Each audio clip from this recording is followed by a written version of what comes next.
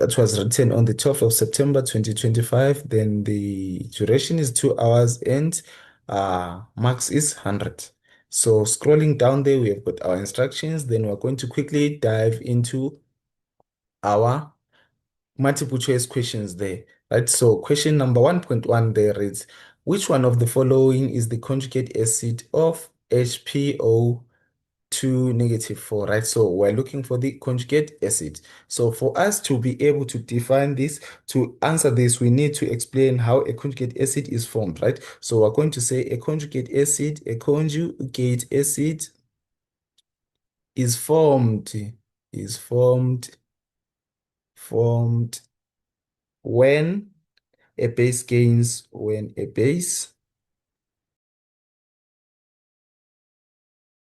a base gains one proton, one proton. Or just a proton, which is your H plus there, right? So now, in terms of this, what is actually going to happen here in terms of HPO4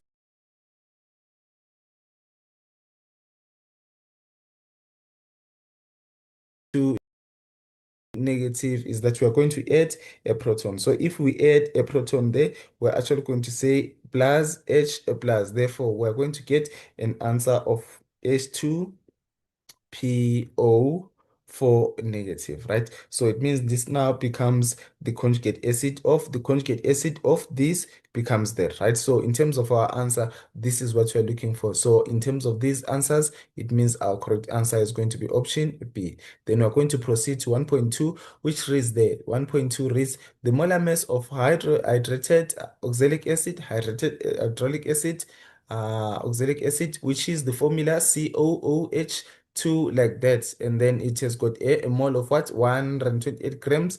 Then the number of moles of water molecules X present in the hydrated oxalic acid is, so we're asked to calculate the number of molecules X present in the hydrated oxalic acid. So if we're having such a question, we have to start by expanding our COOH there, which is our oxalic acid. So we're given something like this, H with a bracket 2. So it means if I'm to expand that one, I'm going to get a formula of C2 O, or I can say H2 then O. I'm going to have four oxygens like that. Then after that, I'm supposed to calculate the relative molecular mass of the COO.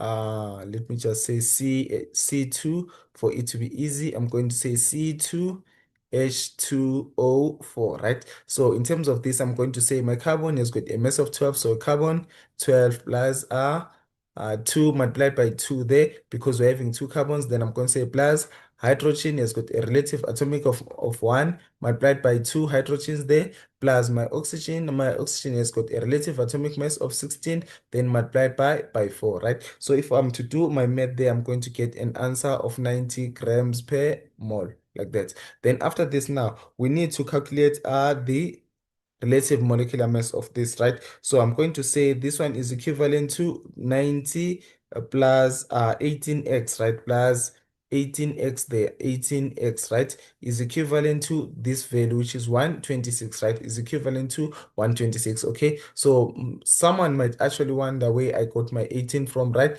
So this is how I actually got my 18. So it means here hydrogen has got a mass of 1 multiplied by 2, then plus 16, which is multiplied by 1, which is my oxygen. Therefore, I'm going to get an answer of 18 grams per mole there for water. Therefore, now I'm supposed to make this X the subject of the formula. It means I'm going to say my 18X is equivalent to 126, then minus 90.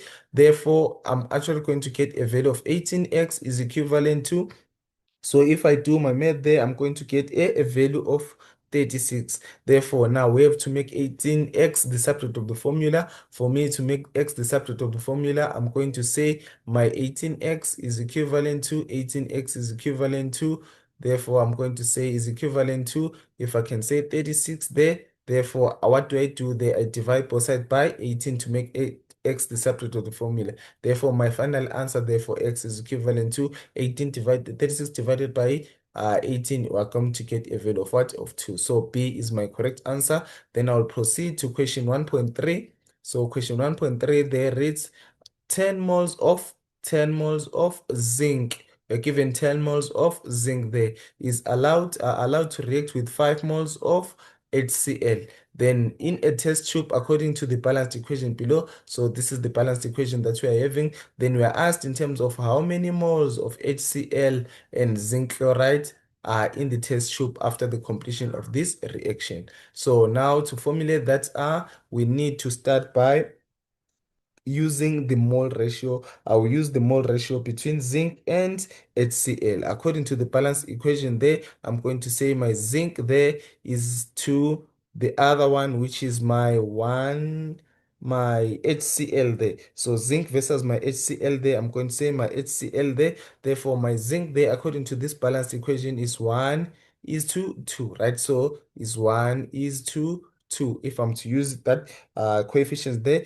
Therefore, what are we given in terms of my zinc there? I'm having 10 moles. So for zinc there, I'm going to have 10 moles. Then here, it means if I'm having 10 moles of zinc, how many moles should I actually make use of this side? It means I'm supposed to be getting, 20 in terms of this ratio. So it means here 10 moles of this side, the ratio is 1 is to 2. If I'm having 10 for zinc, I should be having 24 for HCl. Then after that now, in terms of this, what are we given in terms of HCl? So we only have Roman. So for zinc there, I can just like say we only have how many moles according to what we are given? We are only given 5 moles of HCl. Then I'm going to say there, therefore my HCl, according to this, HCl is the limiting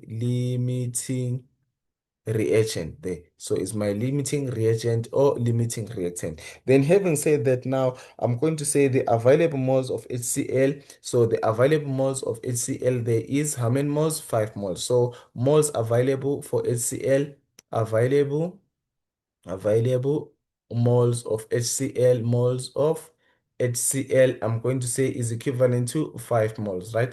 Then after that, I'm going to say, so for me to get the one for zinc, I'm going to say for zinc chloride there, zinc chloride Cl2 formed is equivalent to, I'm going to say formed is equivalent to 5 all over 2, right? I'm going to divide by that by 2. Therefore, I'm going to get a value of what? 2,5 moles, right? So I'm going to say 2,5 moles. Then after that, now the amount of zinc that is consumed. So zinc consumed, Zn, I can put in bracket and say the one that is consumed in terms of zinc. What am I going to get there? Is equivalent to also 5 all over 2, right?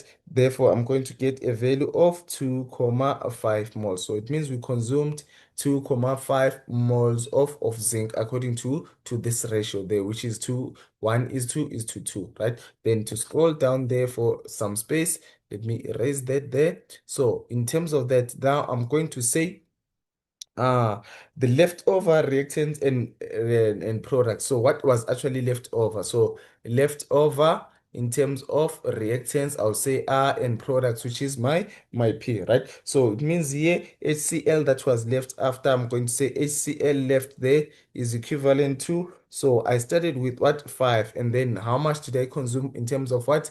HCl. I used all of it, therefore I'm going to get a value of what? Of 0 moles there. So it means I consumed all of my HCl. Then after that, I'm going to say the amount of zinc left after the reactant there, the reaction, I'm going to say zinc left is equivalent to how many moles? So I started with, with 10. Then how much did I consume there? I only consumed 2,5. Therefore, it means now what am I remaining with? I'm left with 7,5 moles. So 7,5 moles of zinc were actually left. Then after that, now I'm going to say the amount of zinc chloride formed on the side on the product. So amount of zinc chloride, amount of ZnCl2 formed, right? So this is the amount that was actually formed on this side. I'm having a value of 2,5, right? So it means now in terms of this, now we can go ahead and look at our answers there, right? So it means now how many moles of hydrochloric HCl and zinc chloride are in the same test tube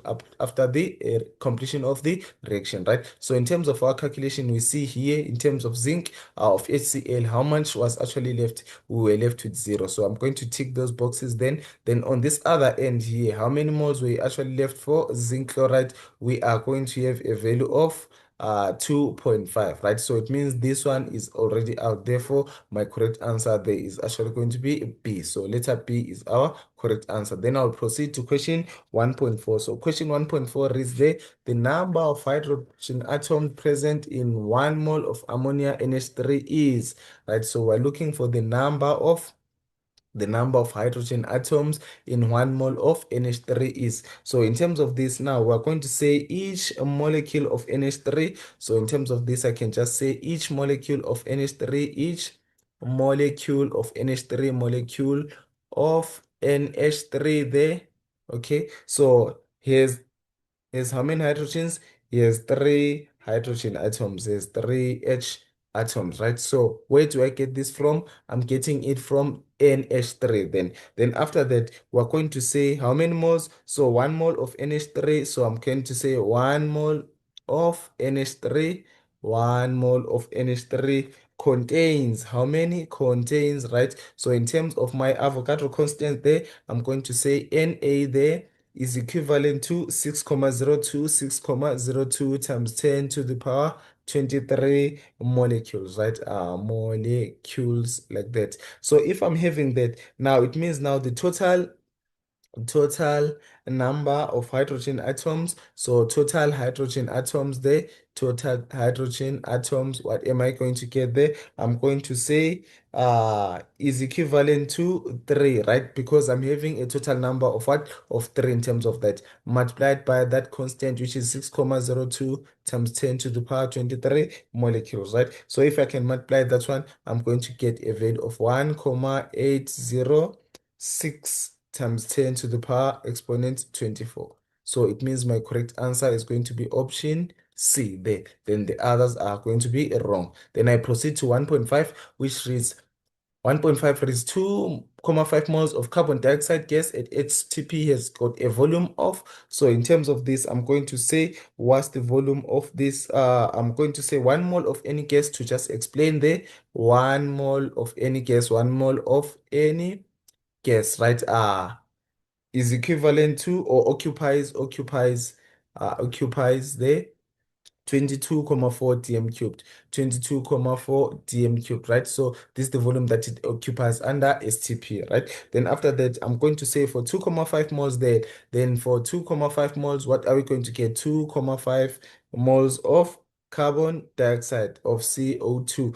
Therefore, I'm going to say by formula, you know, our N is equivalent to V all over Vm, right? Therefore, to substitute with the values there, what am I looking for? Do I have the number of moles? Yes, I'm going to say the number of moles is 2,5, therefore is equivalent to the volume. So that's the volume that I'm looking for, which is V all over 22,4, right? So which is the molar gas volume, right? Therefore, I'm supposed to cross multiply. So V is equivalent to 2,5 multiplied by 22,4. Therefore, I'm going to get a value of 56.0 there. So 56,0, which is now in what? In dm cubed, right? So it means my correct answer is going to be option C for 1.5. Then question 6 read there, in a chemical reaction. So we're given a chemical reaction, the difference between the potential energy and the products, the potential energy and the products of the products and the potential energy of the reactants is equal to. So now we are having option A that says the heat of reaction, right? So this is the heat of a reaction, right? So then this one says rate of reaction, which is incorrect. Then C, activation energy is incorrect, and then total potential energy of the product is also incorrect. So our only correct option there is going to be option A. Then 1.7 reads the chemical reaction that represents an endothermic reaction, right? So an endothermic reaction, the most important thing there that we need to know in terms of the endothermic reaction is that your delta H is actually going to be what? To be greater than 0, or your delta H is going to be positive, right? So now let's look at these values that you're given there. We need this one plus heat, so it means it gives out heat. That's an exothermic reaction. And then here is delta H less than 0 is also an exothermic reaction. And then option C, also a negative there, is also refers to an exothermic reaction. But the last option there greater, delta H greater than 0, it means this is an endothermic reaction. So our correct option there is going to be option D for question 1.7, and then the rest are actually going to be wrong there. Then we proceed to the next question, that is question 2. It is the define the term concentration of a solution. So we are asked to define the term concentration of a solution, right? So how do we define the concentration of a solution? Concentration of a solution is defined as the number of moles. So I'm going to write it down there. The number of moles, the number of moles, the number of moles, the number of moles of solids per unit volume, per unit volume. That's how we define our concentration. Then 2.2 is there, calculate the concentration. So we're asked to calculate the concentration of the solution, of a solution containing 4,4 grams of magnesium hydroxide dissolved in 200 cubic centimeters of what? Of water, right? Therefore, now we're actually going to say our option is going to say for 2,2 2,2 there. Allow me to use this page there, 2,2, right? So in terms of this, we're going to say by formula, your concentration is equivalent to the mass all over mv, right? So therefore, we're actually going to say this is equivalent to the mass that is provided here is 4,44 grams. Therefore, I'm going to say 4,4, is it double four? Yeah, 4,44 grams all over the m there, which is the molar mass, right? So if you had to calculate the one for your magnesium hydroxide there, it means now we are going to say how many there. We're going to say your mg, your mg, your mg. Let's look at our magnesium, which is 24. We're going to have a value of 24 for mg there, 24. Then bracket there, we're going to add, and then in terms of that, it means we're going to have 16 times 2. So 16 times 2, which is 32. And then we're also going to have what? 1 times 2, like that. So if we're to do our math there, we're going to say this is same as 32 plus 24, then plus 2, right? So we're going to get a value of what? Of 58 for the molar mass of magnesium. Therefore, I'm going to say 58 there, then multiplied by the volume, right? So according to this, the volume that is given there, can you see, is in cubic centimeters. So we're going to convert to 200 cubic centimeters to 2 dm cubed, right? So for us to do that, we are supposed to say 200 divided by 1,000, which is equivalent to 0,2. So it's going to be 0,2 dm cubed, right? So we're going to substitute that 0,2 there. So 0,2. Then if we're to do our math there, 4,44 divided by 58,02, we're going to get a value of 0,38. And then I'm going to say mole per dm cubed, right? Take note of the units of measurement for concentration. It's going always to be mole per dm cubed. Then we proceed to question 2.3. So question 2.3 is there. Calculate the concentration of hydroxide ions present in magnesium. Calculate the concentration of the hydroxide ions present in magnesium hydroxide solution. So we are asked to calculate the concentration of that of OH, right? So in terms of this, I'm going to say my concentration 2.2.3. I think the other one was 2 point, oh, it's just 2.3. So it's 2.3 there. I'm going to say question 2.3. So 2.3 there. So 2,3, right? So in terms of this, we're asked to calculate the concentration of this. So I'm going to say here my concentration of magnesium hydroxide. Remember the square brackets in chemistry, they refer to our concentration, right? I'm going to say OH there, 2 there is equivalent to how many? So according to the ratio, it's going to be 2 OH, right? So OH negative, like that. Then after that, I'm going to say the number that I'm given there is actually going to be 2, right? Then multiplied by this concentration. So it's going to be, the ratio there is more of like double the hydroxide, right? So it means here I'm going to say 0,38 multiplied by this concentration that I got at the top there, 0,38, right? Therefore, I'm going to get a concentration of what? 0,76. So 0,76, then the units of measurement, mole per dm cubed like that. Then we are done with question 2.3. Then we're going to proceed to the next question, which is our question 2.4 there. They're asking us to determine the percentage composition of water of crystallization in hydrated copper sulfate, right? So this is our copper sulfate, right? So now to work this one out, we're going to go to this page again. This is now our question 2.4.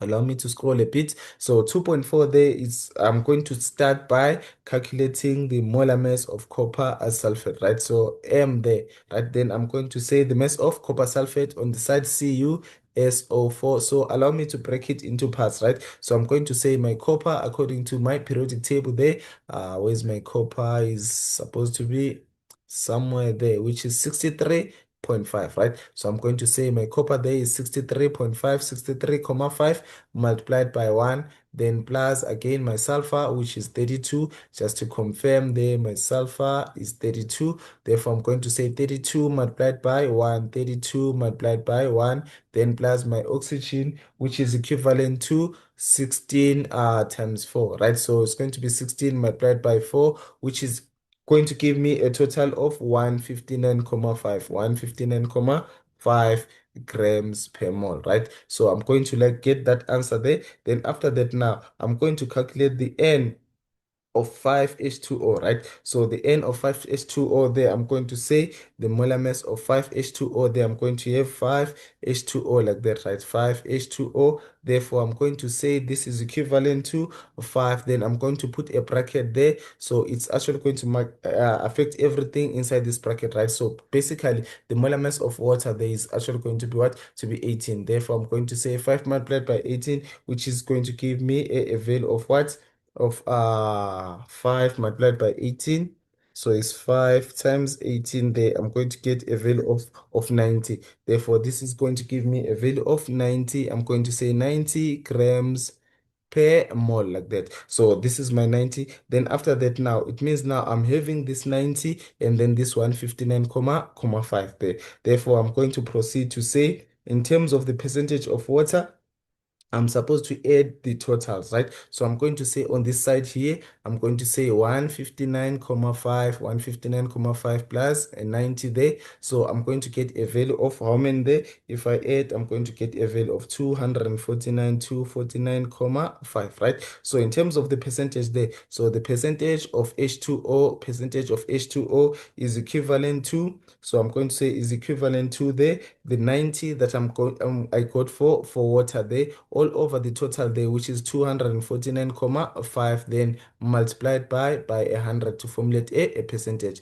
Therefore, I'm going to get a value of 36.07, 36.07% like that. Then I'll proceed to the next question after 2.4. So I'm proceeding to question 2.5 there. So question 2.5 reads, the following reaction between hydrogen and nitrogen takes place in a closed system at constant pressure and temperature. So we're having that reaction there. Then we're asked to state the Avogadro's law in what? In words, right? So here it says the 1 mole Avogadro's law states that 1 mole of any gas, 1 mole of any gas, okay, of any gas occupies the same volume, occupies the same volume at the same temperature and pressure. At the same temperature and pressure. So this is how we actually define our Avogadro's law. Then 2.5.2, they're saying if 12 dm cubed, so we're given a value of 12 dm cubed there of H2 and 6 dm cubed of N2 are used, calculate the total volume of the gases at the end of this reaction. So in terms of this, I'm going to say start with the ratio from that one there. Allow me to use this page. I'm going to say the ratio there. I'm going to say ratio. So my ratio is going to look like this. So my ratio between my H2 and my N2 there. So in terms of this is my H2 versus my N2. So my H2, I'm going to say H2 this side. So the ratio H2 versus my N2 like that. So in terms of this balanced equation, we can see the ratio there is 3 is to 1. So I'm going to say this side 3, then on this other side, I'm going to get a value of 1. Right after that now, what else do I have in terms of this? They are saying 12 and 6 is actually used. Therefore, I'm going to say on this side is 12, and then this side is going to be 6, 12, and a 6 like that. Then after that, this is the given volume, same as, so if I'm to break down, this one is same as this versus this, right? If I'm to break it down, this is same as 2 is to 1, right? So the ratio is same as 2 is to 1, right? So now the required is 3 is to 1. So the required, according to the required, so that top part there. So this is more of me saying what required there, right? So this is the required. Then after that, now I'm going to say N2, therefore N2, I'm going to say therefore N2. Therefore, N2 there, I'm going to say N2 is equivalent, is in excess. In terms of this, we can see our N2 is in what? Is in excess, right? So I'm going to say N2 is in excess, right? So we're having an excess reagent in terms of what? N2. Then our H2 is actually going to be our limiting reagent, right? So H2 is limiting reagent, right? So I'm going to have a limiting reagent in terms of that. Then after that, I'm going to proceed to say, according to the reaction of the limiting reaction, so available, what are we actually having in terms of the available, in terms of the limiting reagent, which is my H2, right? So available there is equivalent, available limiting reagent, which is my A2, is equivalent to, I'm given a value of 12 in terms of that there. So this is my 12 dm cubed. Therefore, I'm going to say 12 there is equivalent to, so H2 is equivalent to 12, right? So from the ratio, from the above ratio where we're having 3H2 is to N2, right? So 3 is to N2. Then we're also having what on the side? 2NH3, right? 2NH3, right? That's the reaction there. We're adding this to that, then to get that one there, right? So for 12 volumes of H2, so if we're having 12 volumes of 12V of H2, then what is going to happen is that the N2 that is consumed is equivalent to, so I'm going to say N2 consumed, N2 that is consumed is equivalent to 12 over 3, right? So according to that equation there, 12 all over 3, so 12 all over 3 there, then multiplied by 1, right? Multiplied by 1. So I'm going to get a value of 4, right? So this is the volume that I'm going to have there. So I'm going to say 4 in terms of the volume. Then the NH3 that is going to be produced, NH3 produced. So NH3 produced there, I'm going to get a value of what NH3 produced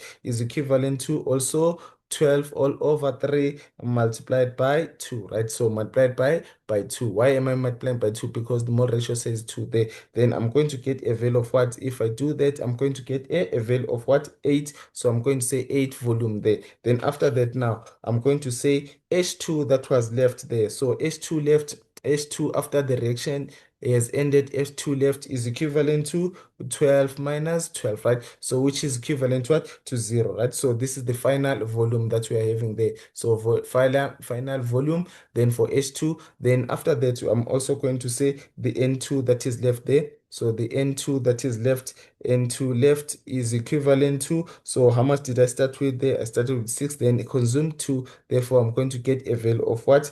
6 minus, sorry, I consumed 4. Then I'm going to get a value of what?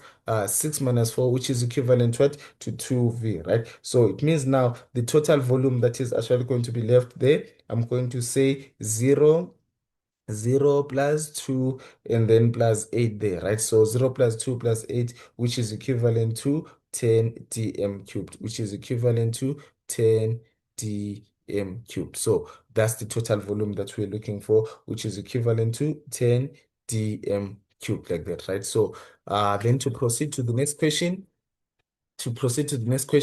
I'm going to say we are on question 2.6 there, right? They're saying calculate the mass of butane gas CH4 at STP if it occupies a volume of 4,480. Therefore, I'm going to say in terms of this year, what am I having? So I'm going to start by saying the number of moles. Allow me to use this page again. So I'm going to say the number of moles of what? So I'm going to calculate C. They're saying 4H 10 there, right, is equivalent to V all over Vm, right? Therefore, I'm going to proceed to say this is equivalent to 4,48, 4,48 all over. So this is the volume that is given there, which is 4,48 there. This is the volume that is given all over there. My by Vm, which is a constant, right? So molar gas volume there, 22,4 at STP. So I'm going to get a value of what? 0,2. So it's 0,2 moles if I divide that one.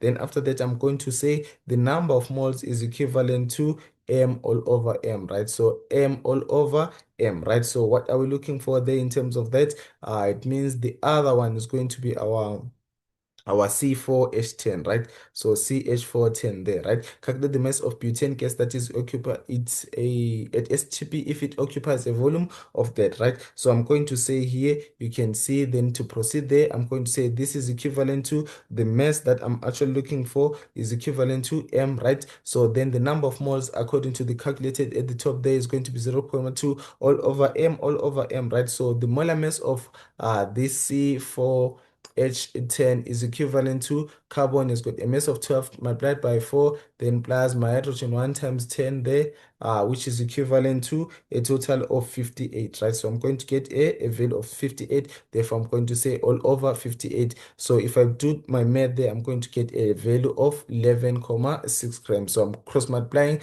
0,2 multiplied by 58. Then I'm going to proceed to question 3. So question 3 reads, oleic acid is a long chain carboxylic acid, which is the part of the regular human diet, being present in animal fats and vegetable oils. A laboratory analysis of this compound shows that it has the following chemical composition. So we're having carbon, hydrogen, as well as oxygen, and then we're given in terms of the percentages, right? So now, with the first question there, it says define the term empirical formula, right? So the empirical formula is the simplest whole number ratio. So the simplest whole number ratio, simplest whole number ratio, simplest whole number ratio of atoms in a compound, of atoms in a compound, of atoms in a compound. So that's the empirical formula, right? Then the next step there, we're asked to determine the empirical formula, right? So I'm going to just like formulate a table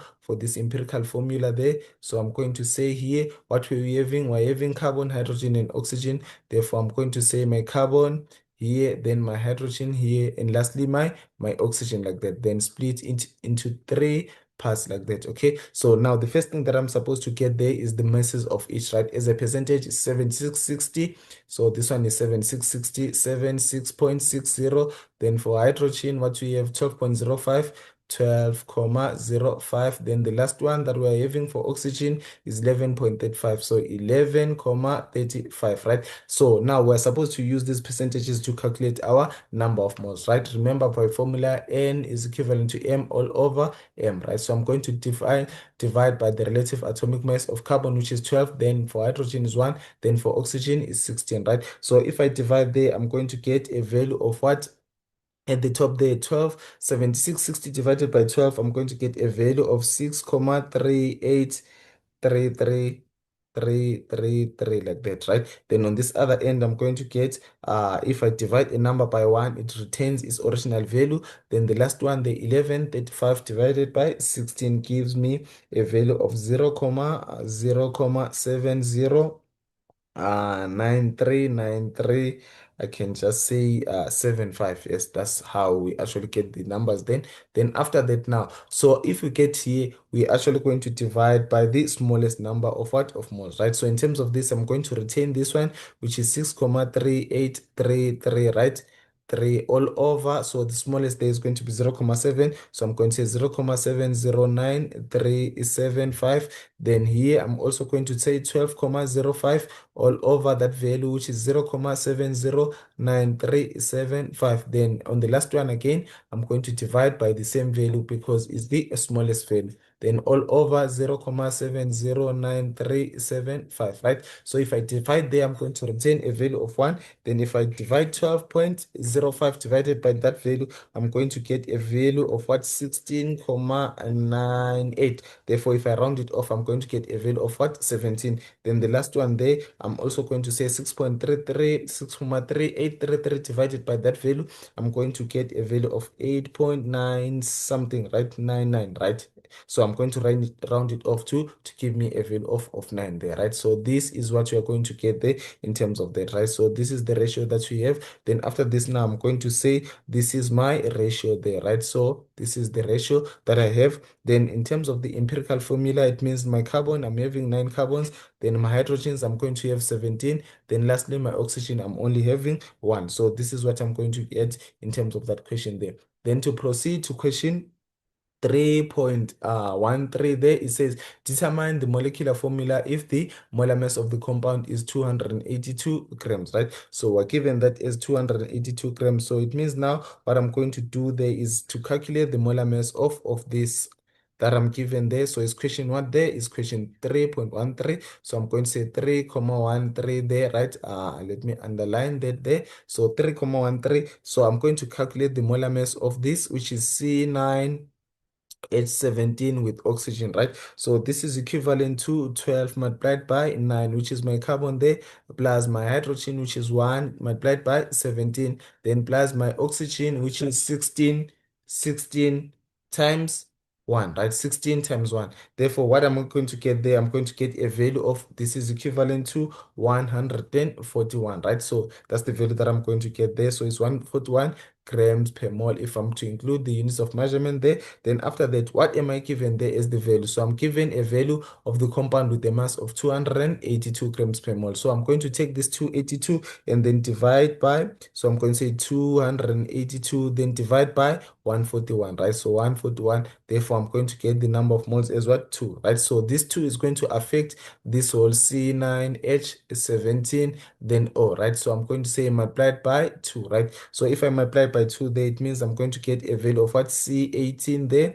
Then my hydrogen there, 17 times 2, which is 34. And then my oxygen, I'm going to have a value of what? Of O2. Then we're done with question 3.13. Then I'll proceed to the next question, which is question 3.2, right? So 3.2 reads there, a sample of impure calcium carbonate limestone of unknown mass requires a continuous supply of strong heat to decompose according to the following balanced equation. So this is the balanced equation that I'm having. Then after the completion of the reaction, then we're left with, it says 11.76 grams of carbon calcium oxide was produced or was formed, right? So then we are given the percentage purity of calcium carbonate is found as what? 80%. Then we are asked to calculate the mass of the impure calcium carbonate, right? So for us to calculate this one, 3.32, I'm going to say here I need space 3.32 like that, right? So for me to calculate that one, we are going to say here, let's start by calculating the number of moles of calcium,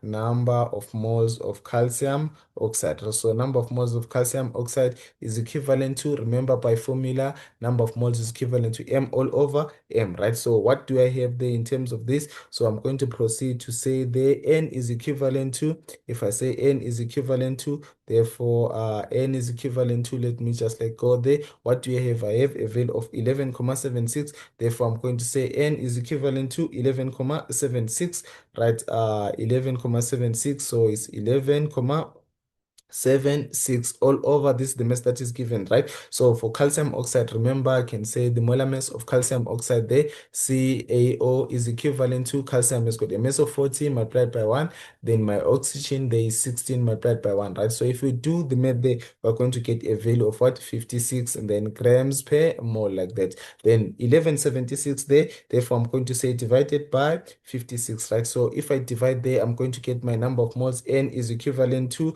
0.21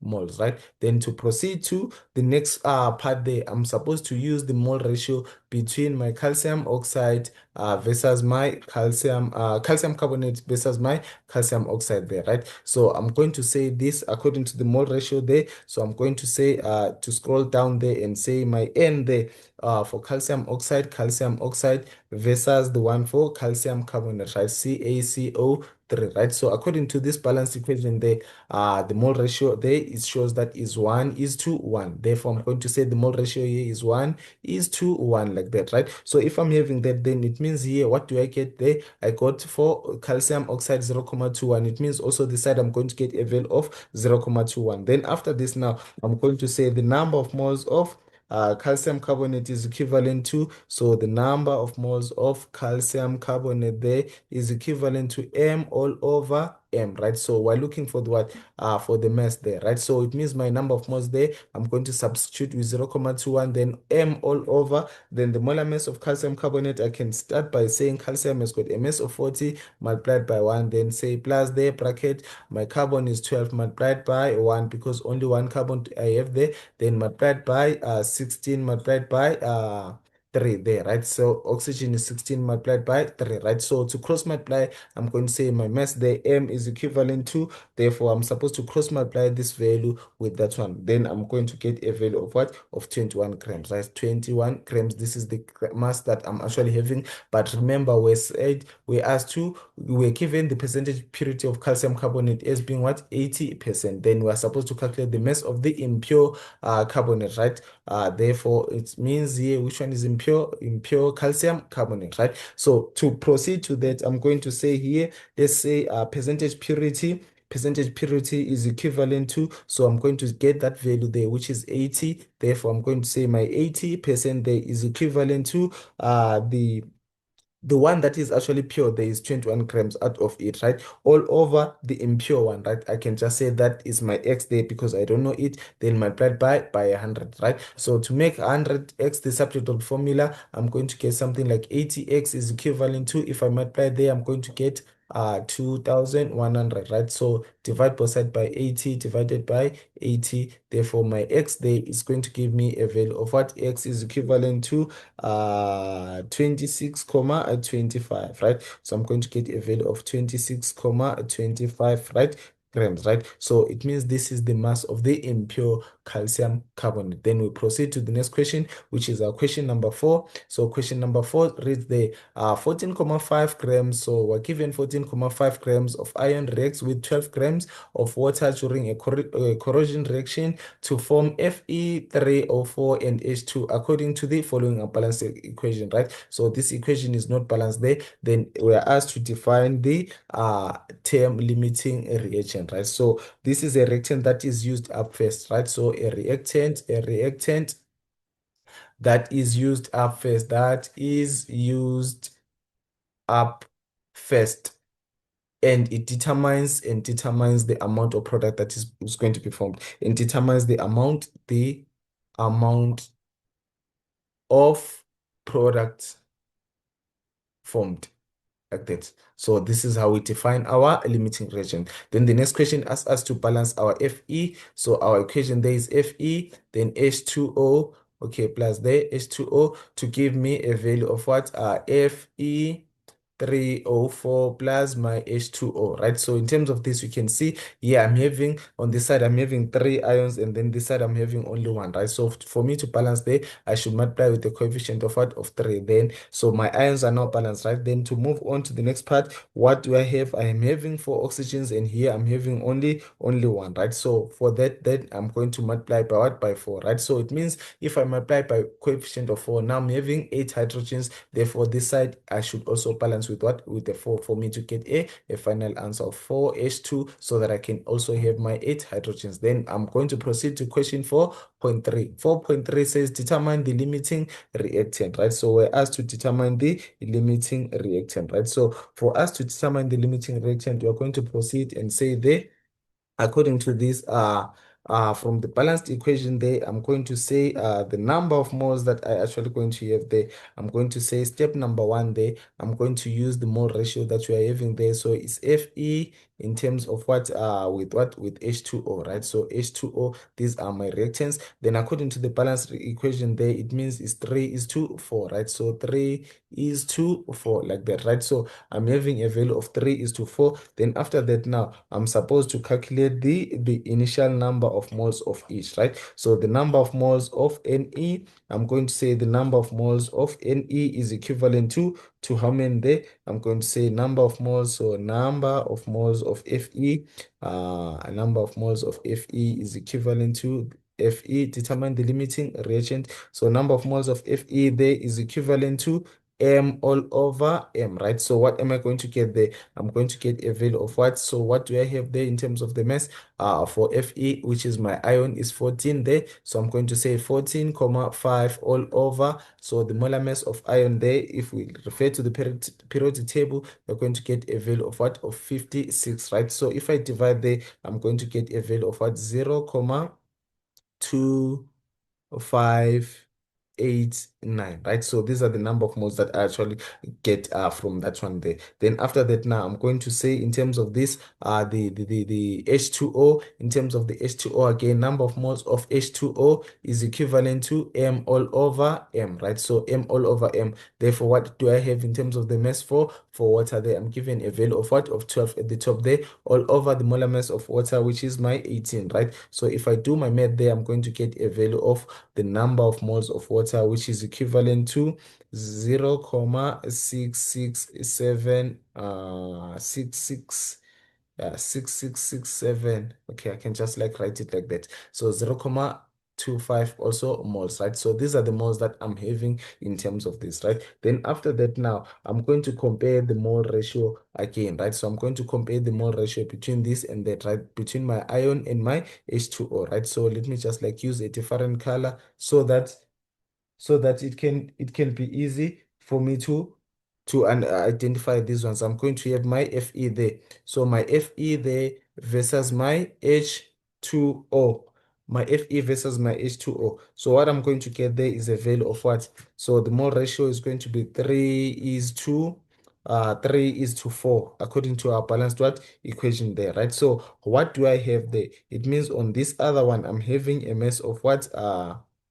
Of 6, 0.66, right? I will start with water. I'm going to have a value of 0.667 there, right? So this is actually what I actually have, right? So what I actually have, right? So in terms of this, how much am I going to need in terms of this? So in terms of this here, I'm supposed to say 3 over 4, 3 over 4. So for Fe, I'm going to say 3 over 4 multiplied by 0.67, right? Multiplied by 0.667, right? So I'm going to get a value of what there for my ion. I'm going to get a value of let me just like do this quickly. 3 over 4, so it's 3 divided by 4 multiplied by 0, 667. Okay, so it gives me a value of 0.5, right? So this is what I need in terms of this.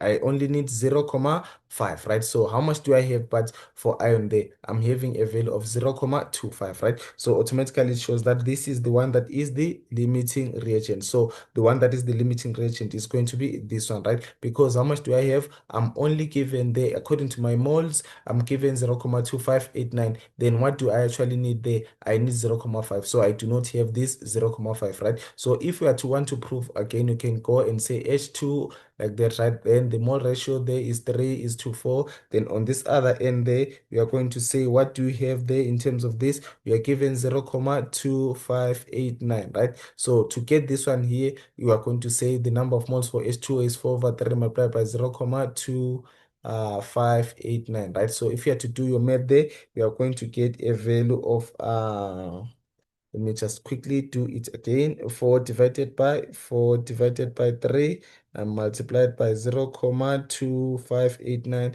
is equivalent to, so my value there is going to be 0.34, right? So 0.34 52, right? 52 moles, right? So according to this, you can see they at the start, how many moles do I have in terms of my ion there, right? My water there. So I'm having 0.66. So it means this one is in excess. Therefore, my limiting reagent there is going to be my my Fe. So my Fe is the limiting reagent. Then I'm going to proceed to question 4.4. So that says they calculate the mass of FeO3 O4 that will be formed, right? So we need the mass there. So I'm going to say question 4 there. This is question 4 point what?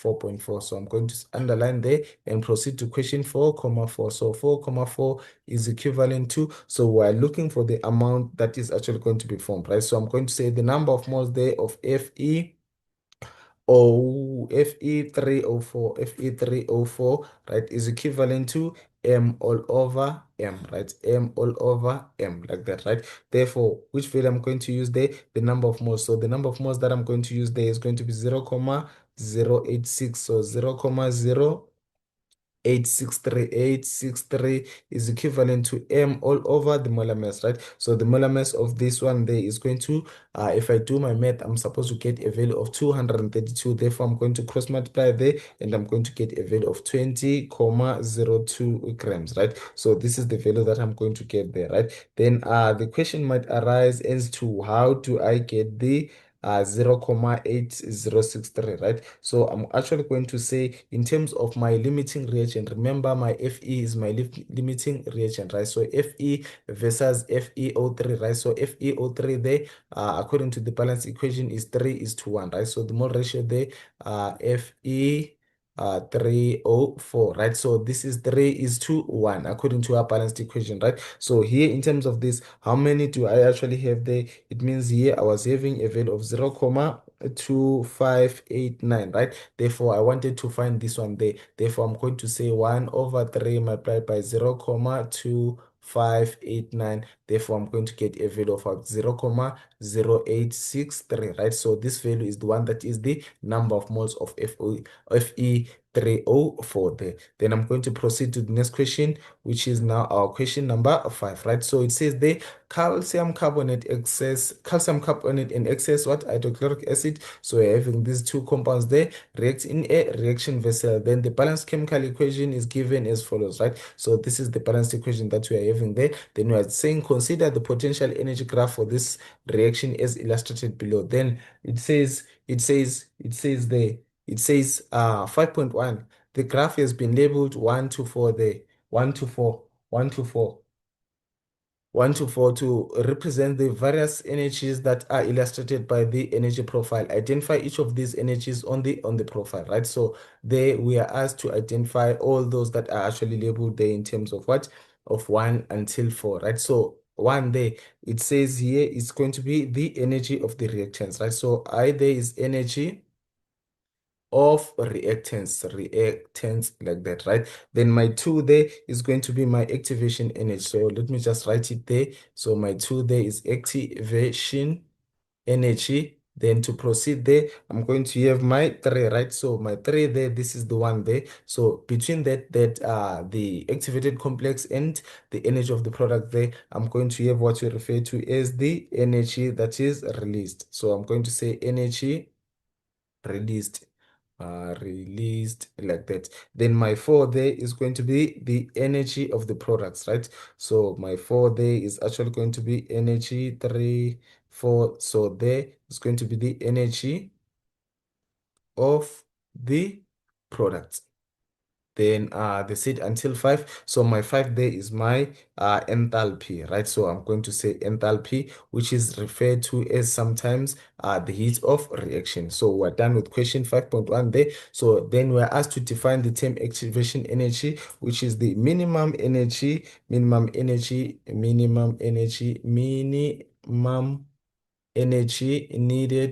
needed for a reaction to start like that. Then we're actually going to proceed to question 5.1.3. It says provide a name for label B, right? So we're looking for label B there at the top there. So it says here for label B and what significant process takes place at this point, right? So the top part there, at the top there, we refer it to as the activated complex, right? So activated complex, right? So what's an activated complex there? So by saying what significant process takes place at this point. It's more of them asking us to define an activating complex, which is an unstable transition, unstable transition from reactants to production to products, or stable transition from reactants to products, like that. So this is our answer for this question. Then we proceed to 5.1.4. It says name the type of this reaction and explain that represents, right? Name the type of the reaction this graph represents, right? Only exothermic or endothermic, and then give the answer, the reason for your answer, right? So according to this, if we look at our graph there, so the energy of the products is less than the energy of the reactants, right? Therefore, it means our reaction is going to be an exothermic reaction. So our answer is going to be exothermic. So for 5.1.4, the answer there is exothermic, right? So for our reasoning there, we're actually going to say your delta H is less than 0. So as a reason there, you can just say delta H is less than 0. Then I'm going to proceed to 5.15. They're saying the same reaction takes place in the presence of a catalyst. Redraw the graph in your answer book and show how the graph would actually change, and then in the presence of a catalyst, right? So this is the original graph that we're having there. So we're having something like this. This is cause of reaction there, and then here what I'm having is my energy. So I'm going to have my energy there. Then after that, it means these way are my reactants according to that there, yes. And then I'm going to have my products there, right? So this is what I was having in terms of my products, right? So it means now in terms of the activation energy is actually going to what, to lower the activation energy, right? So it means here it's actually going to continue there and then lower it a bit there and then go down and join. Like, remember or take note of the amount of product that is actually going to be formulated is actually going to be what, to be the same. Then we proceed to the question that says how would the presence of a catalyst affect the value of the energy labeled V, right? So let's look at V there. So which is our 5-hour enthalpy, right? So it means now we are asked in terms of the enthalpy, how our catalyst affects our enthalpy, right? So our enthalpy there is no change. It means it's going to remain the same. Remember, the amount of product that is going to be formulated is going to be remaining what, the same, right? So therefore, it does not, a catalyst does not affect. A catalyst does not affect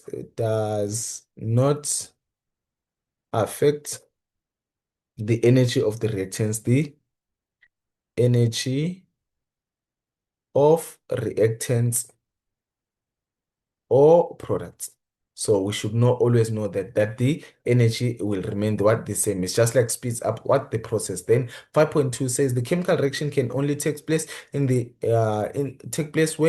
reacting particles are in the atomic state, not molecular state, right? Then particles in a molecular state must be broken down into atomic state by bond energy. Then consider the following reaction. So we're given a reaction of 2Hi to give us H2 plus I2. Then the bond energies required during the breaking of existing bonds and the formation of new bonds are given in the table below. Then after this, now we're asked to define the term bond energy. So bond energy is defined as the energy needed or required energy needed or required energy needed or required to break bonds or overcome bonds there, right? So then 5.2.2, it says calculate the total amount of energy absorbed during the breaking of existing bonds, right? So what you're going to get there is equivalent to the total energy. So remember this ratio there is 2Hi, right? So Hi there, this is the value for Hi, and then we're having this 299, right? So we're going to multiply that 299. Therefore, I'm going to say 2 multiplied by 299 multiplied by 2. Therefore, I'm going to get a value of what? 598. So it's 598 kilojoules per mole, like that. So this is the energy that is needed there to overcome this bond to formulate what? Your H2 and your I. Then it says here, 5.2.3, write down the amount of the activation energy for this reaction, right? So for the amount of the activation energy that we need there, it's going to be the same as this value. So I'm going to say the amount there that is needed is 598 kilojoules per mole, like that. Then 5.4, it says calculate the total amount of energy released during the formation of new bonds, right? So during the formation of new bonds, therefore, we're going to say total energy released. So in terms of this total energy released, I'm going to say total energy released is equivalent to, so total energy released is equivalent to 432, that 432 there. So 432 plus 151 plus 151. Therefore, if I can get the total there, I'm going to get a total of 583. So it's 583 kilojoules per mole there. So this is the energy that is actually needed there, released during the formation of a new bond, right? So you can see these are your product, your H2 and your what, your I2 there, right? So these are the ones that's why we're actually adding them, because they were the ones that were actually released in order to form a new bond there. Then is this reaction endothermic or exothermic? Then we are asked to support our answer by means of what, of calculations, right? So in terms of this, let's just like work it out first, right? So let's work it out, then we're actually going to explain whether it's exothermic or endothermic, right? So it means here delta H is equivalent to energy absorbed, energy, I can just say E absorbed, and then minus E released, right? So it's going to be E absorbed minus E released, right? So I'm going to get a value of what? 598, and then minus my value there, which is released there, which is 583. So 83. Therefore, if I subtract there, I'm going to get a positive value of what? 15 kilojoules per mole, right? So if this is the case, it means now what do I have there? My delta H is positive, right? So if it's delta H is positive, therefore my reaction is actually what's going to be endothermic. Why? I can also give a reason there and say delta H is actually what, greater than 0. Therefore delta H is positive. Then we proceed to the next question, which is question 6 there. So question 6 reads, hydrochloric acid is a monoprotic acid. Hydrochloric acid is a monoprotic acid. Then we are asked to define an acid according to Lowry-Bronsted theory, right? So in terms of this, it means an acid there. How do we define an acid? According to Lowry-Bronsted theory, it means an acid is a proton donor. An acid is a proton donor. An acid, I can just say an acid is a proton donor, right? So by the proton there, remember we're referring to that H plus, right? So H plus ion there. Then 6.1.2, it says give a reason why the hydrochloric acid is referred to as monoprotic, right? So it means it donates one proton, it donates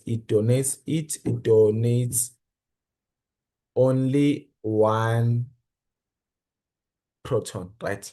So it only donates only one proton, which is your H plus what, ion there, right? So strong acid, is hydrochloric acid considered a strong acid or a weak acid, right? So then we're asked in terms of the reasoning behind why it's a strong acid, right? So in terms of this, it means you are going to identify, then after that you are supposed to define a strong acid if you are choosing a strong acid, or if you are choosing a weak acid, you are supposed to define that one, right? So I'm going to say the correct answer there, hydrochloric acid is a strong acid. Then after that, now I'm going to define a strong acid, right? So a strong acid is an acid that ionizes completely. So because it ionizes completely in water to form a high concentration a high concentration of H3O plus ions. So that's how we define our strong acid. Then to proceed to 6.2, it says the hydrogen carbonate ion can act as either an acid or a base. It reacts with water according to the following balanced reaction, right? So write one word for the underlined phrase above, right? So that can act as either an acid or a base, right? So the correct term there is going to be an ampholyte. So it's going to be an ampholyte. That's our answer there. Then after this, we are going to say 6.2.2, write the formula of the substance that can act as either an acid or a base from the above equation, right? So in terms of this, it means now I'm going to pair this up there. So for me to pair this up, I'm going to say this they can either act as an acid. So it means it can either donate, at times can react, can be in a reaction where it actually donates, and sometimes it can actually but in a reaction that it actually accepts, right? Then the other one there is going to be my water, which is my H2O there. So these are the two that we are looking for. So it's going to be there, the formulas there. I'm going to say HCO3 negative in my water, which is my H2O. Then the final question there, it says copy the equation above and indicate the conjugate acid base pairs, right? So this is what you're having, HCO3 in negative. Okay, that's the state there. Then plus H2O, which is a liquid, then to give us a reversible reaction of H2CO3, then act there. Then I'm going to say plus my hydroxide ions, right? So for easy pairing, they just look at the differences in terms of what the hydrogen what ions or the H plus ions, right? There should be a difference of what of one, right? So in terms of this, you can see HCO3 it looks familiar or looks similar to what to H2O, H2CO3 like that, right? So the difference is only what one hydrogen there. And then again, these ones can be paired together because the difference is just what NH there, right? So it means in terms of this, what is an acid? An acid is a proton donor. And then it means my water there donates there for me for it to be H or H there. It should be what an acid because it actually donated. And then on this other side here, we're going to formulate this one to be a conjugate base, right? So on my OH there is going to be a conjugate base. Then after that, I'm going to say this one, since already I'm having an acid, therefore automatically this one becomes a base. And then the last one there is actually going to become my what? Conjugate acid. So on this side, I'm going to formulate a conjugate acid like that. So this is how you pair all this. Okay, so this is the end of our paper. Hope you enjoyed it. Thanks for watching.